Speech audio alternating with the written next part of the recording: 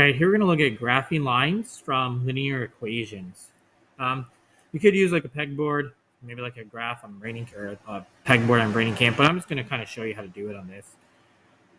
Atlas Car Service charges customers $2 per mile and a flat fee for $4 for pickup. So we have this situation where we need to create a line to kind of represent um, what this looks like in terms of an equation. So we know that it's a flat fee of $4 and then it's $2 per mile. So we're going to make our X kind of the per mile, right? So our X here would be kind of our miles. And then our Y is going to be the cost. So we do 0 miles, it's $4 for a pickup. So you do 0, 1, 2, 3, 4. So that would kind of be, that's going to be our Y intercept here, 0, 4. Now, it's $2 per mile. So from there, we know that for every mile you go up to over 1 mile. So we have 0, 1, 2, 3, 4, 5. So this would be 1 mile. We go up to over 1. Now we have 2 points. You can use a straight edge or something, or just sketch a line here. It doesn't need to be perfect. Like that. And we can draw this line. You could also do the reverse. If you ran out of space to go up to over 1, you just do the exact opposite. So go down 2, back 1. And in theory, the line should kind of go through all those points like that. If you had a straight edge or a ruler, it would look better there. So that's kind of our line, where we have our slope is going to be up 2 over 1. So our slope is 2, or $2 per mile. And we have a pickup of $4 for the flat fee. So that's going to end up being our y-intercept. When we come over here to writing the equation, so y would equal 2x for mx, right? And then it's up 4, so it's plus 4. It's a shift up 4 from the origin, so it's plus 4 there. M is rise over run, so that would be 2 over 1. We went up 2 over 1. Our y-intercept over here is 0, 4. In the context of this problem, what does the point 1, comma 6 mean? So we go over 1. First, I want to look at it on the line. Over 1, up 6. So that's this point here, 1, comma 6. And so you have to go back and read the problem now and think about it. Atlas Car Service charges customers $2 per mile and a flat fee of $4 for pickup. So if y is the cost, this means that x is miles. So if you for Atlas Car Service, they're going to for 1 mile, you're going to have to pay $6. So in the context of the problem, you would say for 1 mile, you pay $6. I guess we make this capital S, F. There we go. For 1 mile, you pay $6. Now, sometimes we're going to see equations written like this. Negative 2x plus y equals 4. There's a lot of different ways we can work through this. This is what's called standard form of an equation. It doesn't look like this. It doesn't look like slope-intercept form, mx plus. It doesn't look like that, right? So we don't know what our slope is or what our y-intercept is. But we can figure them out by potentially like graphing. So if x is 0, what is y?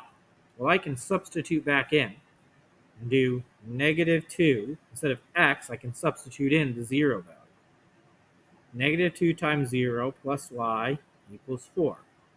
Well, negative 2 times 0 is 0. So 0 plus y is just going to be y equals 4. And this works out nice. So when x is 0, y is 1, 2, 3, 4. That's going to give me a y-intercept and a point on this line of 0, 4. So that was really helpful. Now I need a second point on the line, and I don't know the slope. So I can substitute back in again. This time, instead of x being 0, let's make the y 0.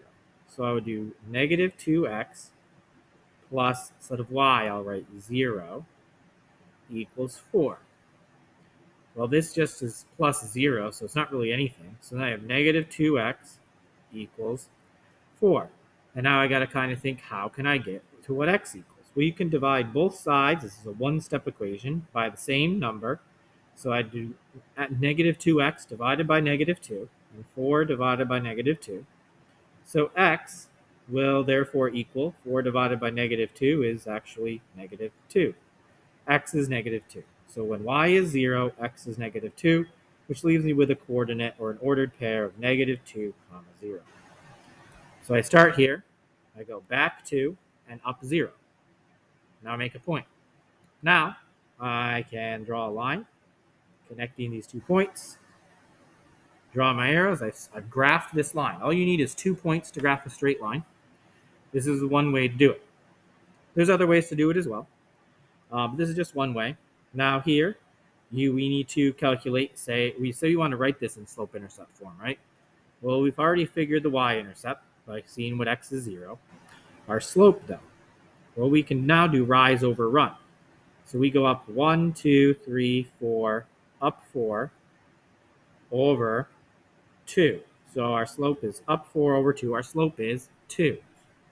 So let's come over here now and kind of look at our work and look through here. Standard form of the equation. Our x-intercept was negative 2, 0. We figured that out. I guess we could have put this work down here. Could have gone up here. So the x-intercept is negative 2. Our y-intercept would have been this work right there. And our y-intercept is 4. So we could now write this equation in slope-intercept form. Knowing the y-intercept and knowing the slope of 2, we could say y equals mx plus b. We could rewrite this as y equals 2x plus 4. Now this ends up not really doing anything for us other than helping us draw the line initially and then helping us draw the slope. The negative 2 doesn't come into our slope-intercept form. But essentially this equation says the same thing. These two are the same exact line and the same equation, just in different forms. So that's a little introduction to that, and we'll do some practice in class.